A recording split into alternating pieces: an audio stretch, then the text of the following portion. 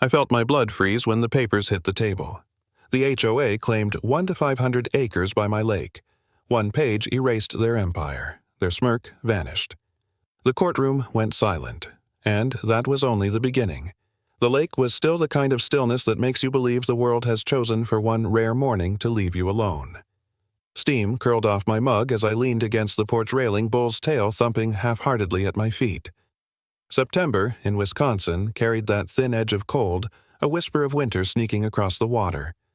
I thought about Marlene, the way she used to hum while grinding beans. 3 years gone, and yet every morning I still measured out the coffee as if she might round the corner, tugging the robe tighter around her shoulders. I held on to that ritual like it might hold her shadow in place. The mug slipped before I realized my hand was shaking. Porcelain hit wood with a hollow crack, and hot coffee streaked across the planks. My eyes weren't on the mug, though. They were fixed beyond the porch across the stretch of land sloping down to Pine Ridge Lake. A brand-new sign leaned slightly in the soil, its yellow paint so sharp it hurt to look at, in the sun. Land sold. The words punched the air out of me. The parcel that buffered my yard from the lake, the strip I'd mowed and trimmed where Marlene's lilacs had once bloomed, it was no longer mine. At least not in the eyes of whoever had hammered that stake into the dirt. Bull whined low ears folding back. Even he understood that something permanent had shifted. I stepped down from the porch, knee-stiff coffee dripping off my hand. Gravel pressed into my slippers as I walked to the edge of the yard. My fingers reached out to the rough stake as if touching it might prove it wasn't real. A voice cut through the air, honeyed and sharp at once. "Morning, Ray." I turned. Karen Holt stood on the path in her spotless blazer HOA binder, hugged close like a hymnal. She had the smile of someone who'd already rehearsed this scene. "You lost, old man," she said, eyes glinting at the sign. Her words weren't loud, but they carried. Mrs. Lindholm, fussing with her roses across the fence, froze mid-prune. She glanced toward me, then quickly back down, pretending to be consumed by thorns. The air itself seemed to pull away. I wanted to speak to demand when the land was sold, who had authorized it, how my name had slipped off a deed I'd paid taxes on since before Marlene's cancer. But the words jammed in my throat like dry bread. Instead, I stood there, clutching the porch rail with coffee-stained fingers as neighbors' blinds twitched and closed. The autumn chill cut through my sweater. My dignity, once steady as the wooden plaque hanging above my porch, felt as if it had splintered along with the mug at my feet. Later, when Karen's heels clicked away and silence returned, I sat at the window. The plaque caught the last strip of sunlight, "Welcome home." Its letters were steady, polished, still whole. I whispered into the empty room, voice thin but firm. Not yet. The Willowbrook HOA office sat between a nail salon and a payday lender. The bell above the door gave a half-hearted ding. The fluorescent lights buzzed like trapped wasps. Beige walls swallowed every sound. Bob hunched at a folding table calculator, snapping with relish. Click, click, click. It sounded like handcuffs locking. He didn't look up. Maggie was already scribbling on a yellow pad recorder's red dot, staring at me. Her neat bun didn't move when she nodded. A stack of guidelines sat ready. Then Karen emerged, binder hugged to her chest, a smile sharp. "Ron," she said. "It's Ray," I answered. She didn't correct herself. She pulled a sheet with a red seal, holding it like scripture. "Your lawn exceeds variance. Garage paint shade non-compliant. And reports of trespass on community land." She let her eyes drift toward the lake where that land sold sign gleamed. Bob clicked his machine. Maggie wrote. Residents trickled in silent, watchful. One couple I knew, a boy in a hoodie. No one met my eye. Karen slid the violation across the table. Crooked address box, checked, escalated. Fine margin, note. "Repeat offender, IMO?" "I repaint," I said. "And I've maintained that stretch for years. Trash pruning, unauthorized improvements," she cut in, Secount 1537. "Rules apply to everyone. Sentiment isn't an exception." That word sentiment stung worse than the charges. Maggie intoned. President Holt noted unmanaged edges pest risk, Secount 6.2. Her pen gouged the paper. On the wall, a cork map of the subdivision showed red pushpins. My house had 3. "When was the land sold?" I asked. "Board action," Karen said. 3-0 vote. She gestured to framed meeting minutes. Special session. The font looked wrong amateur. I tucked that detail away. "Was there community notice?" "We always follow procedure." Maggie underlined the word. Karen's trifold brochure slid toward me, stock photo families on docks. Progress, she said. We all benefit. Then she pushed a pen across. Sign here, acknowledging receipt. Ron. A nervous laugh from the couple behind me. The boy studied his shoes. I folded the notice twice, smoothing the crease. I'll respond, I said. Her smile thinned. We look forward to your cooperation. Outside, the autumn air felt thinner. The paper in my pocket pressed like a shard. Halfway home, the thought sharpened the fake seal mismatched fonts, crooked minutes, miniature cracks. Back at the house, the wooden plaque above the porch caught late sun. Welcome home. It looked stronger than I felt.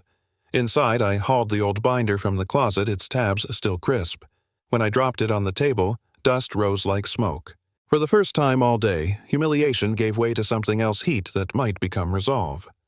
By November, the lake smelled like iron and old leaves. In the garage, I kept the door half open to the cold enough to bleed off the smell of motor oil and dust, but not enough to freeze my fingers. The single bulb over my workbench swung in a slow arc whenever the wind pushed at the rafters, turning the papers below into a carousel of shadows. I had spread everything out the notice of violation with its red seal that looked stamped by a hobby kit, the framed meeting minutes. Special session I'd photographed at the office, the font wrong in a way I couldn't stop seeing. A trifold brochure from Pinnacle with models in bathrobes on a dock that didn't exist, and the old HOA bylaws binder I'd dragged from my hall closet tabs curling like tired ears. A yellow legal pad waited for numbers and times. I'd underlined procedure 3 times on the first page and then stared at it until the word meant nothing. Knuckles rapped on the side door too. Light one heavy. Need a second pair of eyes, a voice called gravelly with a smile buried in it. I didn't have to ask who. Come on in, Harold. Harold Whitman stepped through breath-fogging scarf loose around his neck. He was 68 and looked like a man who had never once lost track of his receipts. He set a paper sack on my workbench, 2 thermoses, and a parcel of cinnamon rolls from the diner, and peered down through cracked reading glasses that had a chip missing from the left lens.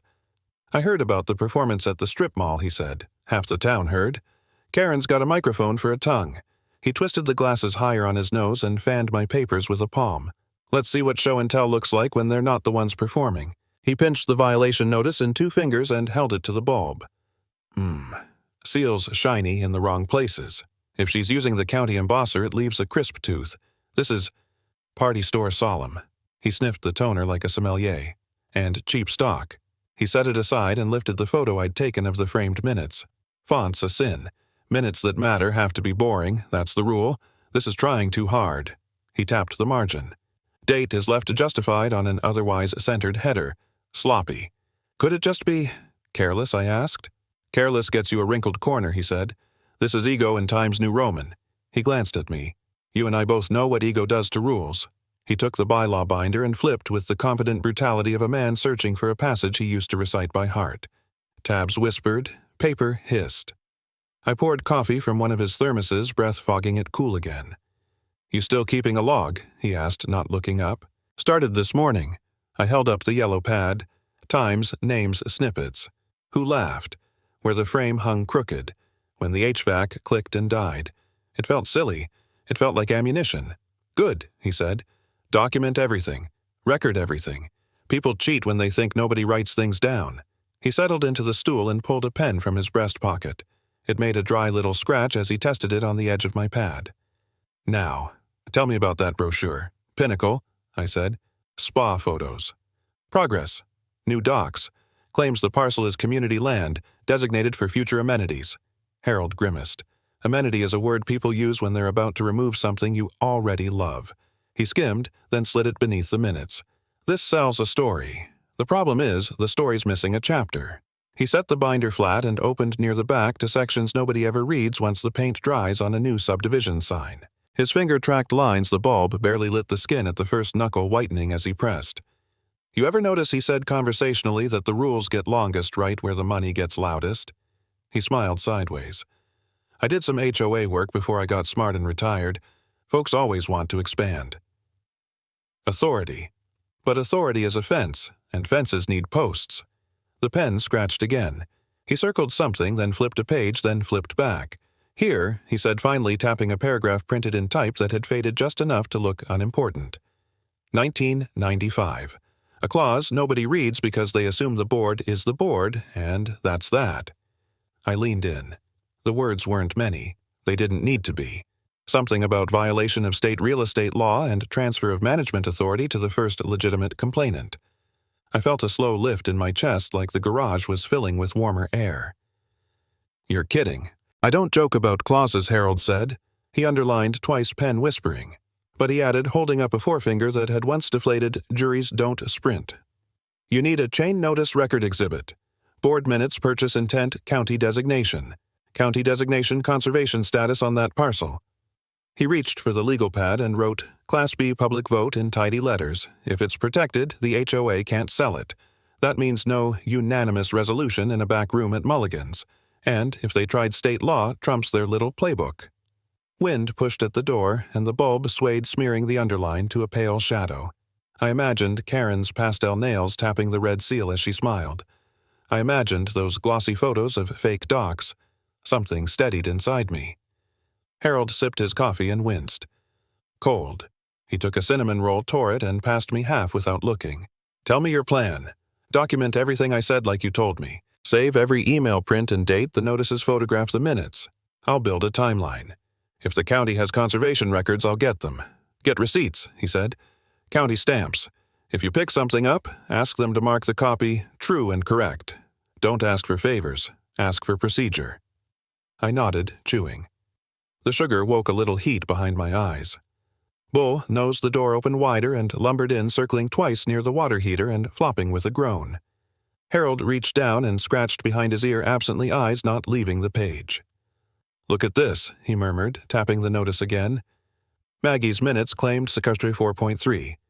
But this references Secretary 4.3.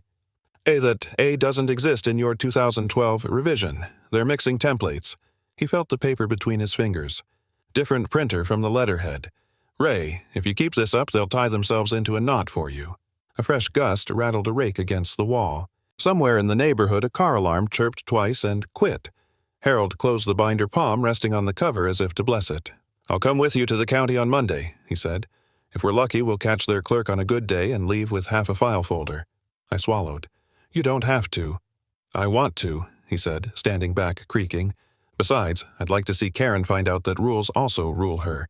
He reached into his coat, pulled out a narrow bookmark, and slid it under the page we'd been studying. On its end, he wrote the section number and a single word, "key." For a moment, we just listened to the bulb hum. The garage clock talked like a cheap metronome. In the wind, I could hear the lake trying on its winter voice. At the door, he paused. "One more thing," he said, hand on the frame. "Hope is not a plan, but it's good kindling until the fire catches."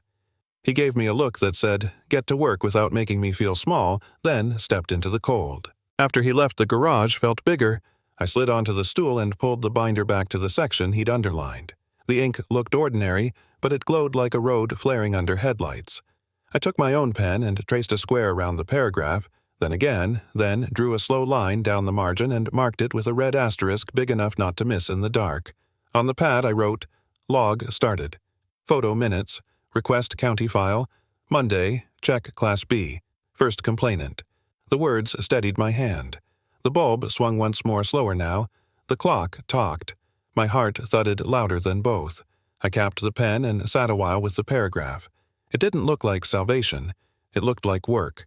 That suited me fine. By June, the air had turned thick with the sweetness of cut grass and charcoal. The HOA banners flapped along the chain-link fence at Willowbrook Park, blue letters stenciled on white vinyl Summer Fellowship BBQ. Kids shrieked as frisbees sailed over their heads. Smoke from ribs tangled with the smell of lighter fluid. I carried a manila envelope tucked under my arm, its edges already creased from the number of times I'd checked it. Harold had told me to deliver it in person. "If they want a spectacle," he said, "make them stage it." So I walked across the lawn with a paper plate in my free hand, baked beans sloshing dangerously, and the envelope like a second heart against my ribs. Conversation slowed when I neared the folding tables. Mrs. Lindholm smiled and lifted her potato salad spoon, but let it hover mid-air when Karen approached. Bob, the treasurer, tapped his calculator app as if grilled chicken required arithmetic. Even the laughter of the children seemed to arc around me, falling quiet until I had passed. I set my plate on the edge of a table and slid the envelope forward. "My response," I said. Karen's smile was camera-ready. She held the envelope like she was unveiling a raffle ticket, pulled out the pages, and began to read. Her voice was smooth enough for radio, each phrase curved into sarcasm. Failure of due process. Misapplication of bylaws. Section 4.3. Request for formal review. She paused dramatically, eyes glittering. "Oh, Mr. Callahan wants a review." Nervous laughter sputtered through the crowd. Maggie, standing a few feet behind with her clipboard, scribbled every word, her pen snapping against the cardboard with each stroke. Karen lifted the second page. "Improper notice violation of Wisconsin statute." She looked over the rim of the paper at me. "Statute, folks. We've got ourselves a lawyer here." More laughter, sharper this time. I felt the heat of the grill on my face, though I was 10 feet away. I tried to smile. "Just making sure it's all above board," I said, but my voice came out too thin, carried away by the breeze before it reached anyone's ears. A father with sauce on his chin looked down quickly, tugging his daughter toward the dessert line. Two men at the drink cooler clinked cans with forced cheer, avoiding my eyes. Harold, from his seat near the shade tree, lifted a brow in silent caution, but stayed quiet. Karen waved the pages as if fanning smoke. Imagine neighbors. Instead of joining us for barbecue, Ray would rather drown us in paperwork.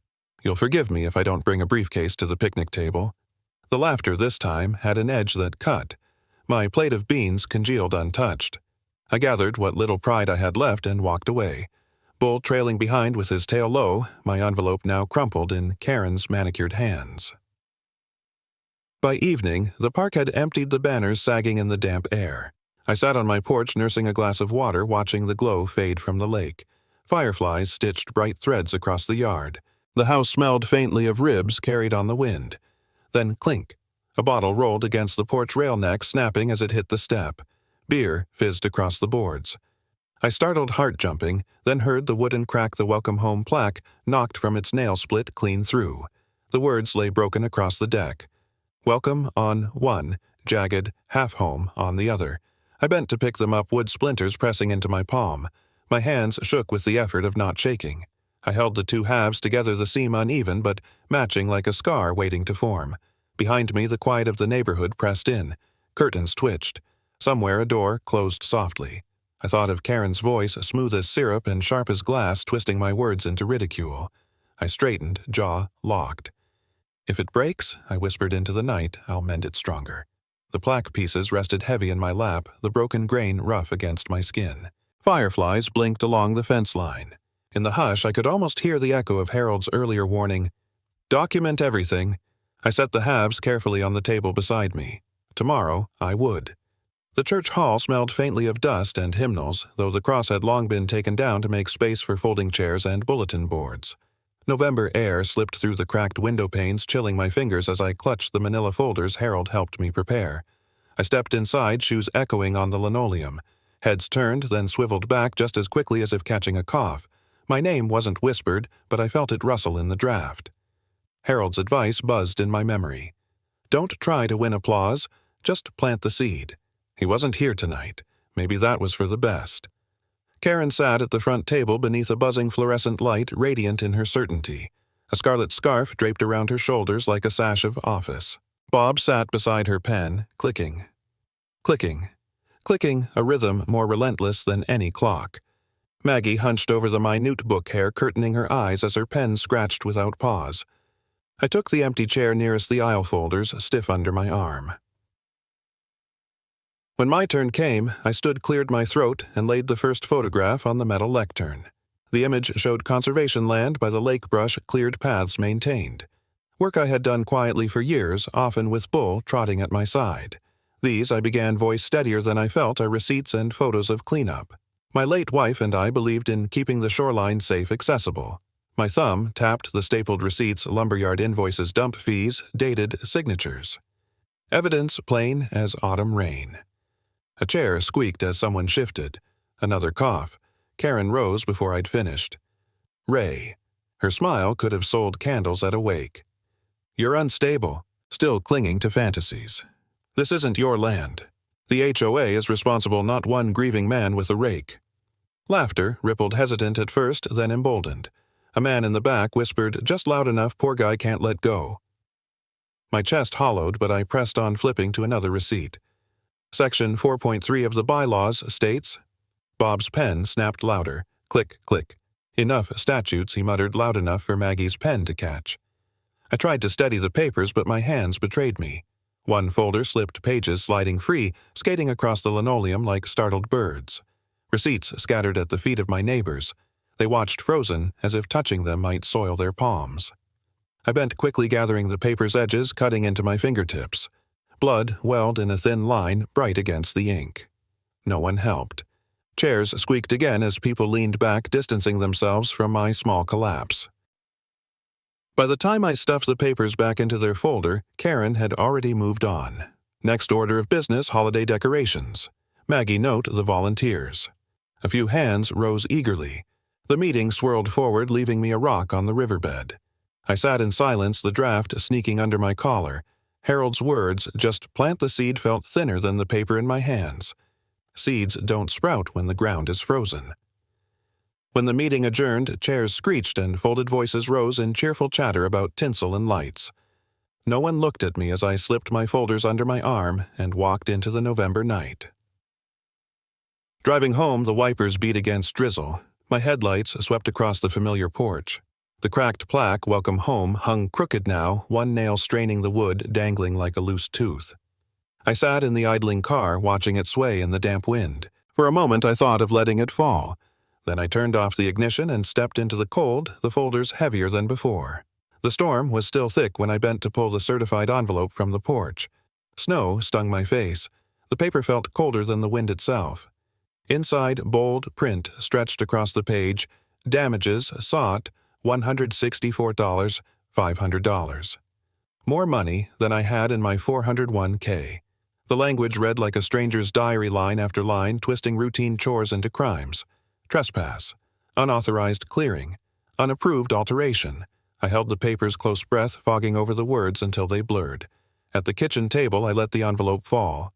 Snow melted from my coat sleeve onto the laminate, leaving wet circles that spread across the wood grain.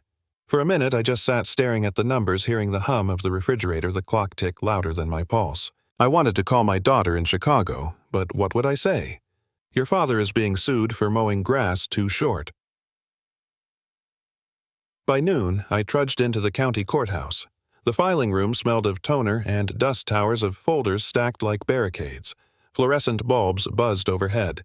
The snow on my coat had already melted, leaving damp patches that chilled through my shirt. Karen arrived minutes later with two attorneys' polished coats shaking off flakes. They carried themselves like they owned the room, handing glossy press packets to a pair of local reporters. Flashbulbs popped light, bouncing off the beige walls. One lawyer glanced at me, smiling with practiced pity. I gripped the lawsuit pages again, reading the final sheet. At the bottom, one small typo, a contract date off by 2 years. Barely a hiccup, but Harold's gravelly advice came back clear. "Don't ignore mistakes, Ray. I once won a case on a smudged comma." I stepped into the stairwell phone, shaking in my hand. Harold answered on the second ring. "Don't panic," he said. "Don't try to win the whole war in one day, just document. Every error is a crack." His voice steadied me more than the cold rail under my palm. Back at the counter, I opened the folder I'd carried all week. On top was the obscure bylaw. Harold had flagged a section from 1995 about easements and land rights. The paper was yellowed margins, smudged, but still binding. I filled out the counterclaim line by line, pressing harder than needed so each letter cut through the carbon sheet beneath. My signature carved deep into the page.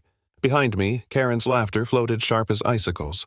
Her lawyers leaned close to the reporters' pens, moving cameras clicking. I felt heat rise up my neck, but kept my eyes on the form. When I slid the paper forward, the clerk lifted the heavy stamp. It fell with a thud that echoed through the filing room, louder than any gavel I'd ever heard. The mark spread red across the page, final and undeniable. I walked home through the storm folder tucked tight under my arm. Snow clung to my hat, melted down my collar. Each step crunched over drifts, piling higher by the minute. At the house, my headlights swept across the porch. The broken Welcome Home plaque still lay in pieces, but now the snow had swallowed it. Only a faint edge of wood peeked through the white. The words were gone. I stood there a long time, breath fogging the stamped counterclaim warm against my chest inside the coat. The lawsuit had promised ruin. My response was reckless at best. Yet, in the silence, I felt something steadier than hope's stubbornness. The snow kept falling. I let it cover the shards on the porch. I wasn't ready to mend them yet, but someday I thought I would. By March, the courthouse marble felt colder than winter itself. The gallery was packed neighbors in their Sunday coats, reporters with pens ready, a few faces I knew. Pretending they didn't know me at all. My pulse drummed against my collar like it wanted out. It sounded louder than the judge's gavel even before he lifted it. Harold sat beside me, his breath steady, a small paper tube in his hand like a baton. He'd wrapped that one document himself, slid it into the inner pocket of his jacket as if it were a relic. When he patted that pocket, I could feel my shoulders drop a quarter inch. Karen entered like a headline dark suit, pearl studs, chin set. Her lawyers flanked her with leather portfolios and small smiles. She avoided my eyes, but her fingernails tapped the table fast, neat a code only she could read. "Case number," the clerk began. Whispered air moved across the benches, pages rustled. Judge Williams, a tall man with a face carved by patience, peered over his glasses. Karen's lead attorney started slow voice pitched to sound compassionate. "Your Honor, Mr. Callahan is a grieving widower." He looked at me as if he'd just discovered kindness. "We don't fault him for nostalgia, but his obsession with the shoreline is irrational. He's made unauthorized alterations, harassed board members, and he's invented legal theories on the internet." A smattering of chuckles. My hands clenched around the edge of the table to keep them still. I stared at the wood grain until it steadied. They moved through their stack photos of brush piles labeled damage, a spreadsheet of fines, a cutout from the HOA newsletter that used the phrase community progress as if it paid taxes. The attorney's voice softened whenever he said my name, sharpened whenever he said authority. When our turn came, Harold rose slowly as if testing each joint. He didn't raise his voice. He didn't need to. He held up the small paper tube, slid out a single yellowed page, and carried it to the bench with 2 hands. The county seal, embossed and faint, caught the light for a square of time and then disappeared. "Your Honor," he said, "this is an original section of the Willowbrook bylaws from 1995. It remained in force through subsequent revisions and was never rescinded." He placed it on the wooden lip in front of the judge. His hands trembled, but the page didn't. The courtroom changed when Judge Williams started reading. You could hear the building itself exhale. He cleared his throat, once glanced at the seal, then read the sentence that had lived in my garage for months, underlined twice in red. "In the event the board violates state real estate law, management authority transfers to the first legitimate complainant who files a formal challenge." No one coughed. Even the fluorescent lights seemed to dim their hum to listen. Karen's attorney recovered quickly. "Your Honor, this is an obscure relic. It can't supersede." "Counselor," the judge said, "not unkindly, a bylaw is not a relic just because you neglected to read it." He turned to the clerk. "Does the county file reflect any proper vote authorizing the sale of conservation land?" The clerk flipped, checked, shook her head.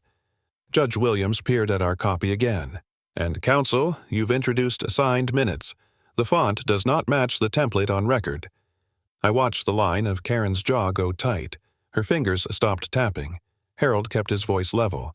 "Additionally, Your Honor, state law requires a public vote for Class B conservation disposal. There is no record of such a vote." He let the words sit a beat, then added like a man setting down a cup, and Mr. Callahan filed his formal challenge first.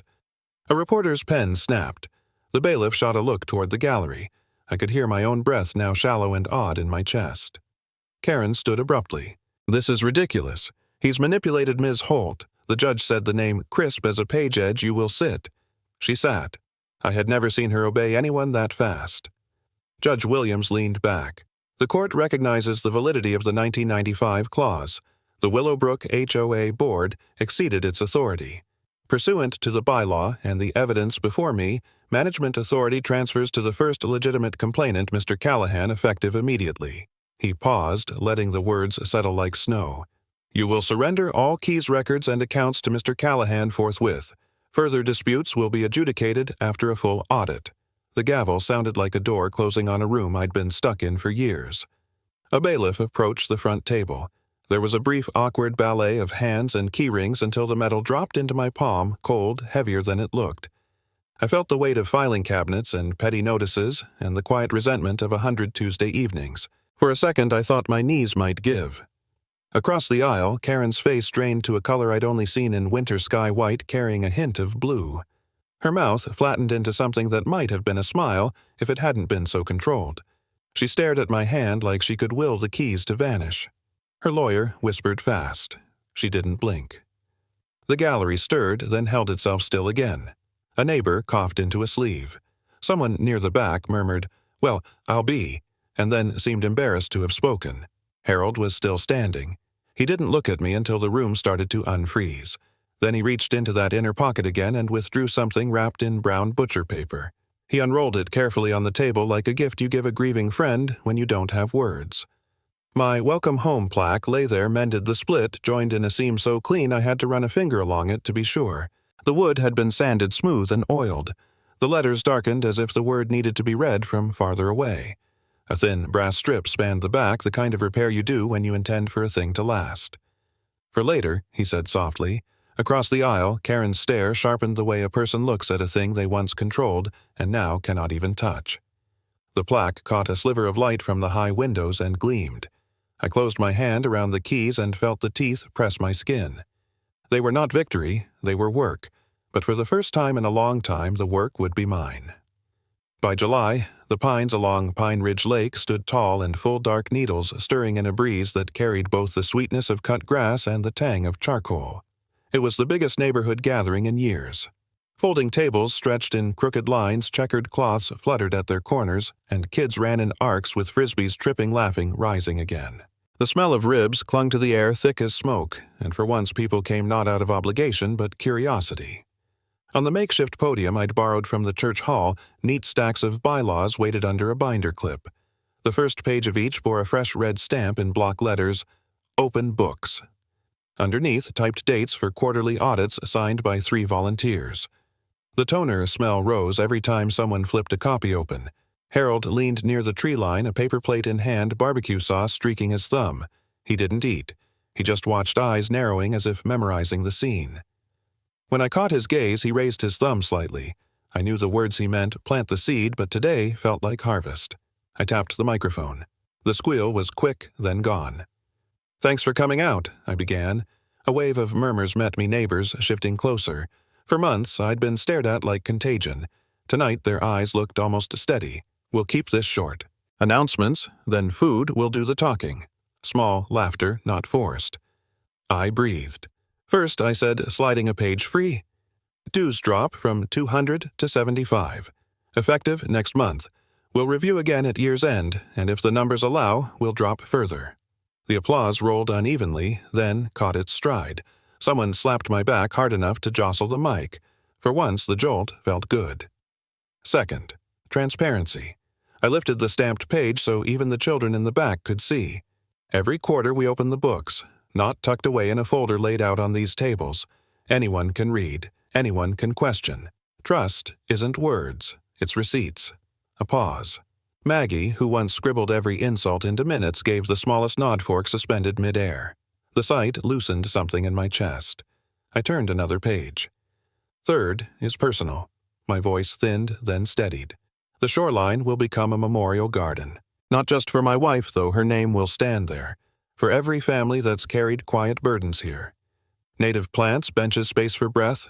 We'll start this fall. Hands clutched shoulders pressed together. The applause this time was softer but warmer, as though people feared to break the moment. At the edge, Karen stood apart, her arms folded. She wore no pearls, no scarf, no smile. Shadows covered her eyes, but the stiffness of her jaw said everything. She hadn't taken a bylaw copy. She hadn't taken a chair. Her silence weighed more than any outburst. I swallowed. One last thing, a small ritual. Harold approached, carrying a long package wrapped in brown paper. I took it, peeled back the twine.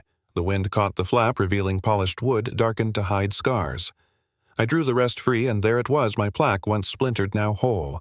Gasps scattered. People pressed forward. "Some of you remember," I said, fingers brushing the seam invisible to all but me. It broke. Tonight, we hang it again higher. A ladder scraped across concrete. Hands offered screws, a driver steadied the rails. Even Bob Pen-Clicker, turned reluctant ally, crouched to hold the base. Harold hovered behind me with spare hardware, though we both knew I wouldn't drop it this time. I climbed 3 rungs. The sign balanced heavy but firm in my palms. The first screw bit with a satisfying grind. The second locked home with a sigh of old wood. I stepped down. The crowd shifted so everyone could see. Sunset hit the plaque, and the words, "Welcome Home," gleamed like they'd been waiting all along. Children pointed. Someone whispered, "Looks stronger than before." Another voice, "About time." Shoulders pressed against mine. Neighbors once distant, now closing in. A man thrust out a napkin asking where to sign for audit duty. I wrote his name down, ink sinking deep into the paper. Karen stayed back. Her lips parted just once, but no sound came. Whatever words she carried, they belonged to her, now, not us. And, for the first time, that seemed fine. The sun dropped. Shadows lengthened. The plaque glowed a last golden flare before softening into dusk. Laughter rose again as the dessert table opened. Lanterns blinked on. Bull trotted between chairs, nosing crumbs. I paused at the edge of the crowd, Harold at my side, plate of pie in hand. We watched the lake ripple bronze. The smell of ribs lingered sweet and thick. The stack of bylaws on the podium had already thinned. "Think it'll hold?" Harold asked. "It will," I said, surprising myself with the certainty. "But we'll check the screws anyway." I looked once more at the plaque shining steady above our heads, then at the water breathing quiet against the shore. "Home at last," I whispered, and the words did not catch. The gate stands open now, and Pine Ridge Lake carries the evening breeze as if nothing heavy ever lived here. The wooden "Welcome Home" plaque hangs whole again higher than before, its grain catching the orange light. We marked the day with Rib's children chasing frisbees and the quiet dedication of a garden in Rachel's name. Justice isn't loud. It's steady, stitched together by neighbors who decide to show up for one another. If your own street has ever wrestled with rules or silence, I'd love to hear how your town found its way back.